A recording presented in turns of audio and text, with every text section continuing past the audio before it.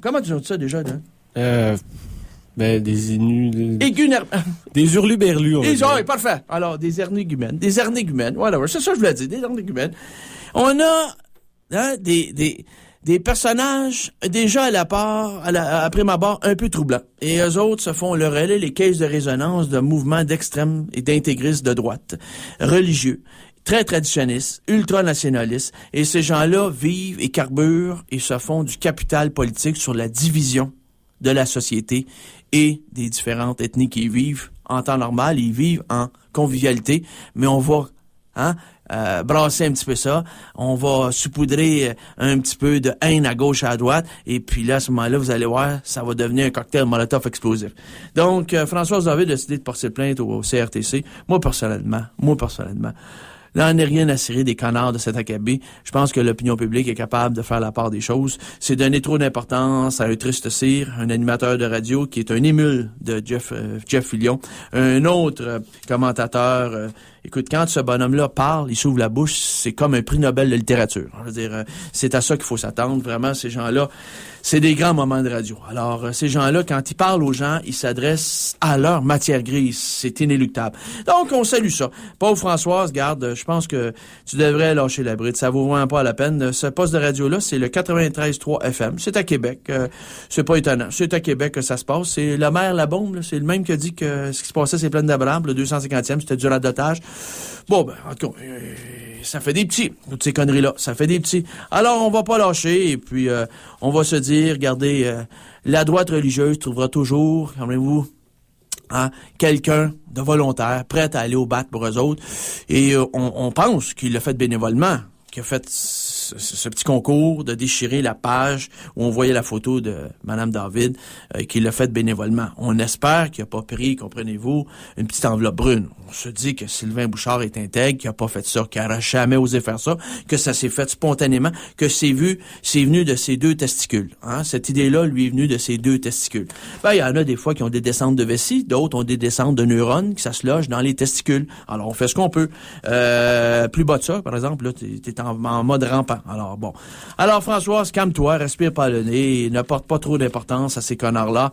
Ça, ce sont des gens, en fin de compte, qui se font du capital de sympathie et qui viennent totalement excités à l'idée de faire la une des journaux. Alors, c'est le principe de Stendhal dans le livre Le Rouge et le Noir. Parler en mal, mais parler en bien, mais parler de moi. Et souvent, c'est pas pour les bonnes raisons. Alors, qu'est-ce que tu veux que je te dise? Bon, mon cher Oliver, on va aller... Hey, en passant, cher auditeur, regardez, là. Perron, vous n'en avez pas parlé en avril passé? Oui, je l'avais dit. Que concernant le gouvernement fédéral, il y avait un plan secret concernant l'inspection des aliments avec l'Agence canadienne d'inspection des aliments. Et ce plan secret-là, c'était un projet pilote pour faire en sorte que l'industrie s'auto-réglemente elle-même et qu'elle auto-inspecte ses propres usines et qu'elle envoie les rapports comme quoi tout est parfait, c'est A+++. Un peu comme les codes de Moody sur les produits dérivés. Et vu que c'est A+++, tout ce que les fonctionnaires à Ottawa auraient à faire concernant l'Agence canadienne d'inspection des aliments, c'est d'entériner. Les fonctionnaires, pas besoin de se déplacer en usine. Ils font juste mettre leur sceau, leur imprimature, puis c'est réglé, parfait. On voit ce que ça l'a donné. Ça l'a donné 27 morts avec l'usine Maple Leaf de Toronto. Et c'est une usine de Toronto, la 97B, eh bien, elle a dû régler pour 27 millions de dollars. C'est une tragédie pour la famille McCain. Incroyable. Les boss de l'usine Maple Leaf. Mais regardez encore. Ils ont rien compris, les conservateurs, ces idéologues à gogo de droite et d'extrême droite, qui couchent avec la droite religieuse. On vient d'apprendre que maintenant, pour l'abattage des volailles, l'inspection des aliments, Ottawa se délaisse de certaines obligations. Mais là, frustré et en furie, les vétérinaires fédéraux, ils veulent écarter d'ailleurs le secteur privé que Ottawa veut impliquer davantage dans l'inspection de l'abattage des volailles. Alors, c'est pas compliqué. Le projet, un projet pilote, s'appelle Projet du rejet des carcasses de volailles et c'est une refonte réglementaire qui serait pas pilotée par l'Agence canadienne d'inspection des aliments qui consiste, dans les grandes lignes, à confier à des employés d'abattoirs le soin de retirer de la chaîne alimentaire les animaux non conformes à la consommation humaine. Jusqu'à maintenant, cette responsabilité incombait totalement à un vétérinaire de l'Association canadienne d'inspection, l'Agence canadienne d'inspection des aliments, qui, dans le cadre de la réforme en cours, n'aurait alors plus qu'à valider les rapports d'inspection fournis par l'industrie sans forcément être présent sur la chaîne de production. Donc, un employé d'abattoir, lui, a les compétences. Lui, il a les connaissances. Lui, il sait exactement ce qui doit être rejeté, puis ce qui doit être conservé pour être shippé à quelle place. On pourrait peut-être les shipper toutes à la station 93,3 FM à Québec. On ship toutes les carcasses, comprends-tu, qui sont non conformes à la consommation humaine, puis on oblige les animateurs les idéologues à les bouffer. Comprends-tu? Comme ça. Matin, midi, soir. Matin, midi, soir. Matin, midi, soir. Et savez-vous qu'est-ce qui va se passer?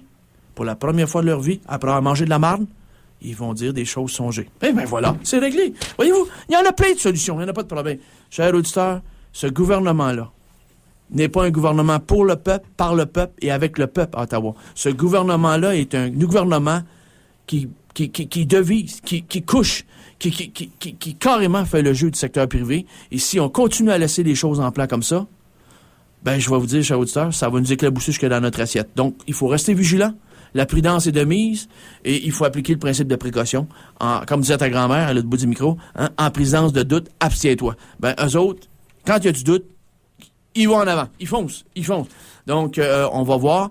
Là, ça brasse à Ottawa, au niveau de l'Agence canadienne d'inspection des aliments. Les vétérinaires fédéraux sont en furie, sont furax totalement, et ils poursuivent justement leur gouvernement pour écarter le secteur privé. Alors, chapeau bas, ça prend des sonneurs d'alarme dans l'appareil étatique fédéral, plus que jamais. Même chose à Ottawa, à Québec, pardon. Alors, ces gens-là, on les salue et ils doivent se sentir souvent bien seuls avec ce qu'ils ont comme dirigeant, M. Stephen Harper. Oui, inspection des aliments. Ça n'a pas d'importance. Et puis Dieu sait qu'en période de récession, les gens, il y a moins d'argent, les gens sont obligés de consommer ce qu'ils sont en mesure de payer. Et dans ces situations-là, on sait très bien que les fast-foods sont rois et maîtres. Et il y a de la qualité de nourriture là-dedans, mon ami. Yes, sir. Bon, on va aller en pause musicale, mon Oliver. Oui. Avec qui? Avec Major et la pièce Ping Pong. Ben, c'est ça, allez, qu'est-ce que je te dis? On joue au ping-pong de notre santé. C'est à peu près ça que je voulais dire. T'as de la suite d'incidés, toi. C'est bon. T'as pas de manger de volaille à matin, toi? Non, pas encore. Pas de problème. Garde tes beaux bonhommes. Garde ça intact. Bon, vous êtes à l'écoute de Zone de Résistance CSM 89,3 FM. C'est la radio Université Montréal. À tout de suite. De retour à Zone de Résistance avec votre animateur Benoît Perron-Micro et c'est tout mon liver, on rappelle le titre? C'était la formation Major et la pièce Ping Pong se retrouve sur le palmarès de CISM. Yes sir, Charest joue au ping-pong, s'il vous plaît, avec les révélations de la presse concernant de la Caisse dépôt de placement. N'est-il pas vrai? Ben oui. Si. On fait tirer le premier livre pour aujourd'hui. Premier tirage, la lutte antiterroriste ou la tentation démocratique autoritaire de Albert Legault, presse de l'Université Laval. On fait ça à quel appel, mon liver? Au 514-343-CISM, je vais prendre le troisième appel. C'est parti et bonne chance à tout le monde. Alors, chers auditeurs, chères auditrices, imaginez-vous donc l'Agence de revenus du Canada, écoutez, elle a mission de surveiller les ceux qui ne payent pas leurs impôts, mais elle en verse en trop. 3 millions de dollars de salaire versés en trop pour 1922 employés qui ont reçu des montants auxquels ils n'avaient pas droit au cours des années 2005-2006 seulement. Et en 2007, le nombre de personnes qui ont reçu des sommes d'argent auxquelles ils n'avaient pas le droit, qui étaient à l'emploi de l'Agence de revenus fédérale de Revenu Canada, eh bien, le nombre se chiffre à 2258 personnes. Alors, écoutez, les sommes manquantes s'élèvent donc, juste pour l'année dernière qui s'est éroulée, eh bien, on parle de 3 millions de dollars et on récupère ça. Le gouvernement a dit qu'il va récupérer tout ça. Bon, mais c'est bon de savoir qu'ils payent des employés en trop qui ont disparu et qui ont cessé de travailler leur emploi et puis qui ont quand même reçu une coupe de chèques. Mais ils vont tous rétablir la situation, c'est bon à savoir. Mais on se dit, s'ils sont même pas capables de bien gérer l'envoi des payes, des chèques de paye à leur propre agence.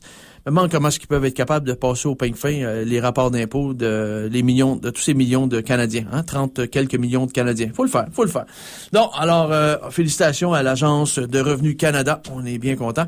Ils sont très vite, par contre, pour repérer les gens qui ne payent pas tous leurs impôts dans la tranche des 20 000 à 100 000 $. Mais passer 100 000, on dirait que ça coince, on dirait que ça bloque. On les salue bien bas. Lâchez pas et mangez de la volaille. Mangez de la volaille, surtout celle inspectée par l'Agence canadienne d'inspection des aliments à Ottawa, c'est la meilleure. Bon, chers auditeurs, C'est scandaleux, oui. Alors, bravo au Journal de Montréal qui fait toujours sa même chronique « Où vont vos impôts ?» et qui ont parlé justement, dans le cadre de cette chronique-là, des sommes versées au docteur Richard Levine, qui est le doyen de la faculté de médecine de l'Université McGill. Et ce doyen-là, il a roulé carrosse, hein? Wow! Salaire annuel de 507 000 $. À vrai dire, cher auditeur, honnêtement, y a-t-il un assèchement des fonds publics, un sous-financement des universités, parce que les gouvernements se délestent de leurs obligations? Y a-t-il? Non, il n'y en a pas. Le gouvernement continue à envoyer leur argent là-bas. Et comment cela se fait-il